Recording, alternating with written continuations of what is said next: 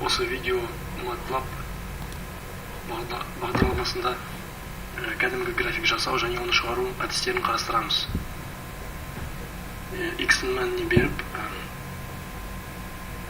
ондан бір Y-ге мән беріп, плот X, Y арқылы графикті шығаруға болады. Және де осындай, осы жалпы MATLAB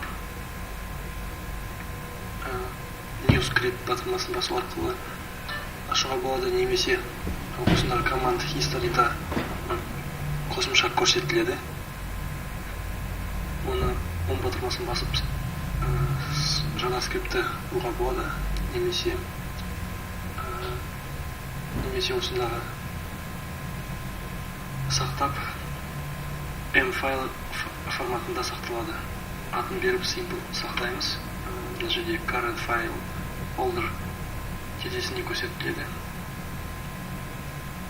Run батырмасын басу арқылы графикті айдайды, run жүгіру, немесе символды run он батырмасы арқылы шығару болады. Немесе мына жерде мысал ретінде мұны деп көрсетсек, сақтап command win терезесінде жаңа график шығарылады, символды шығару арқылы. Және де мына жерде адрестік терезеде сақтау бөлімі көрсетіледі. Documents MATLAB немесе current folder терезесі арқылы көрсетуге болады. Documents ішінде MATLAB ішінде simple M файлы таңдап ашуға болады. Simple M немесе edit simple атын беру арқылы ашуға болады. Дәл сондай файл ашылады.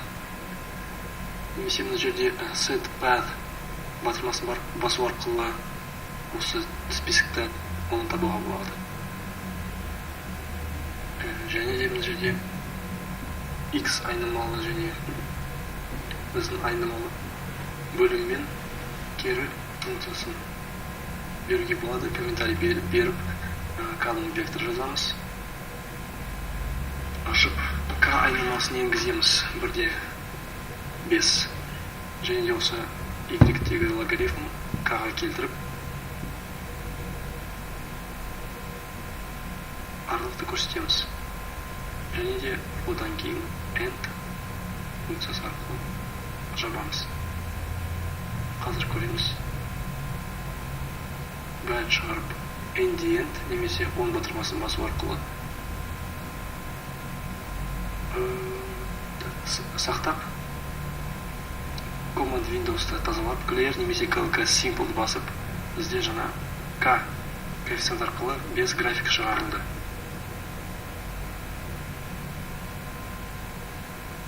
Қосымша Workspace терезесінде біздің графиктеріміз көрсетіледі. K, X және Y, және де осында X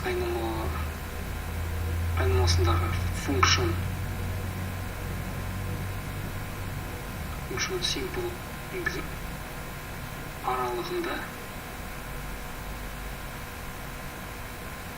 simpleге max loop свойствосын қосамыз. Жаңағы 5 мәнін орнына max loop енгіземіз. Simple файлды атауы. Y-ге мән беріп, Command Windows'та тазалап, Simple'ды ашамыз. G Simple он график көрсетіледі.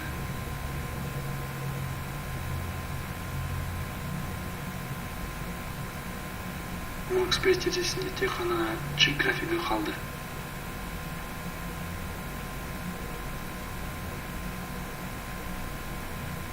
Қосымша ақпараттарына сұрақ белгісіне басып, MATLAB туралы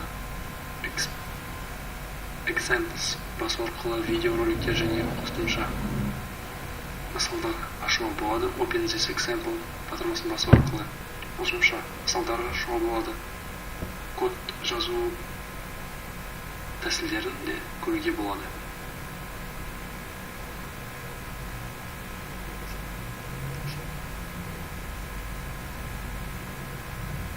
Осы видео MATLAB бағдарламасында кәдімгі график жасау және оны шығару әдістерін қарастырамыз.